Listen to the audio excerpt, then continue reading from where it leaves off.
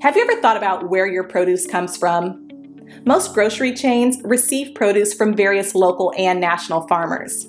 In fact, there are about 3.4 million farmers in the United States today.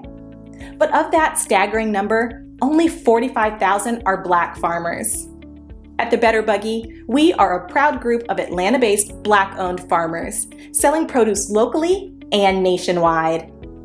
Our easy-to-navigate online platform makes it easy for you to make a one-time purchase or to simplify your life by subscribing to our weekly produce box. Whichever frequency you choose, you can order with confidence, knowing you'll receive 100% organic farm-fresh produce. If you're looking for a thoughtful gift for a loved one that they'd actually find useful, be sure to pop by our online store where you can snag a gift card your recipient can use to order their own produce and t-shirts. Ready to start supporting local Black-owned farms and making healthier food decisions? Visit thebetterbuggy.com now to start shopping. Ladies and gentlemen, Black Americans are actually relocating, but it's not Africa. No, no, no, it's not Africa. It's Costa Rica. They are saying they are free from all of the stresses from racism and American life. They have really found peace in Costa Rica. So this came out in The Guardian September 12th, 2021. It feels like home. Why are Black Americans moving to Costa Rica? When she first stepped foot in Costa Rica, Davia Shannon knew instantly that she would eventually return permanently. She loved being able to do yoga with the jungle as her backdrop and surf whenever she pleased.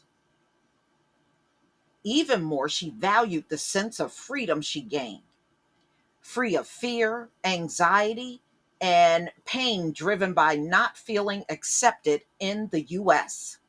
Shannon had found her future home. Upon arriving back in California after her 10-day visit, Shannon, now 46, developed a 1-year exit plan, which consists of renting out her house, selling her car, and rehoming her furniture, and downsizing to 12 suitcases. In March 2016, Davia Shannon packed up her belongings and left her lifelong home in Los Angeles to move 3,500 miles away with her twin daughters. The adjustment wasn't simple. Shannon, who comes from a large family, was hoping to recreate the same. She wanted that same kind of environment, that home environment that she grew up around, with people who understood her struggles and came from a similar lifestyle, but admits that the setting was a challenge. I couldn't find anybody that looked like me. When I did, I felt like I couldn't really connect with them, she said. Even the Caribbean women proved difficult to get close to. And Shannon says that they rarely showed her kindness. I was even having a really difficult time getting information and doing basic things like figuring out where to pay my light bills. She says this is when she was living in the Caribbeans. Most of the Caribbean people in the area speak English, and Shannon is fluent in Spanish. And she is also a culture barrier played a greater role than language. Learning from her struggles, Shannon decided to open a relocation business, Lifeaholic Costa Rica, to assist other Black American expats moving to the country. Since 2017, the business, she assisted 176 Black and Brown people in their desired location in South Caribbean coast of Costa Rica. The relocation company also offered membership into a support group referring to as the tribe. Shannon describes the group as a ready made family that helps expats comfortably transition to okay, so she helps you transition there. And she says there's a directory with numerous resources, social events like Soul Food Sunday, karaoke nights, family dinners, and birthday celebrations are just a few offerings provided in the tribe. Shannon decided to extend her services to Black and Brown folks for two reasons.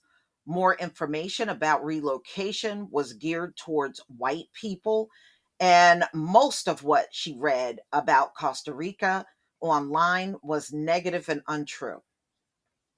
I know the reason the negative information was perpetuated was because of a vast majority of the people here have brown skin.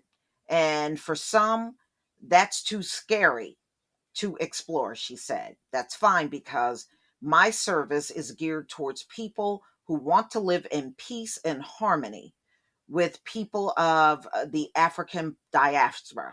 All right. So she also notes that moving to another country can be difficult for people who started traveling later in life because Black Americans have less disposable income and therefore less free time to travel during their youth. The transition to live in another country as an adult is not always smooth. Think Pieces and Travel Vogue showcase that Black Americans move to Costa Rica for various reasons, but most stay. They are looking for an improved lifestyle. The main thing my clients want to do is get off the hamster wheel. They want to stop having to work 80-hour weeks. They want to come and buy some land, build a home, and use that as a base to create. Yeah, so you can start from there. You and from what I understand, the cost of living in Costa Rica is really cheap, especially compared to American. So Shannon has bought three properties since moving to Costa Rica 5 years ago. Although she had a high paying job in Los Angeles, Shannon couldn't accumulate enough wealth to pass down. I felt if I was to continue living in California with this lifestyle, then I wouldn't be able to leave anything to my kids. I didn't want them to have to repeat what I was doing, which was working really hard on weekends and always being in a hustle mode, she said. She worked as a district manager for a leading human capital management company, but now she's earning a livable income through her relocation company and renting out properties on Airbnb. So she's renting out her Costa Rica properties, the three that she bought. In the United States, they rigged everything up because that's why we're not gaining wealth. Everything's rigged up against us. But Black people in America are the least likely group to own a home.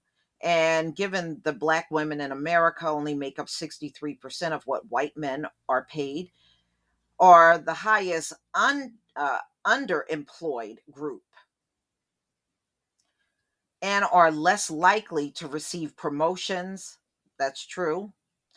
Um, but she was saying like the average waterfront house in Costa Rica is $100,000.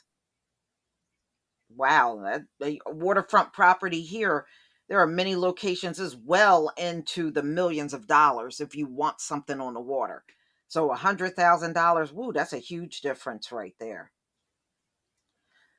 So, ladies and gentlemen, I'm happy for them if they're finding life stress free. Yeah, you don't have no cops um, criminalizing you for just walking and being yourself. So that's a beautiful thing in itself, right there. So, y'all, please tell me what you think about this. Please leave your comment and subscribe. Don't forget to hit on the notification bell, and I'll see you on the next video. Peace, family.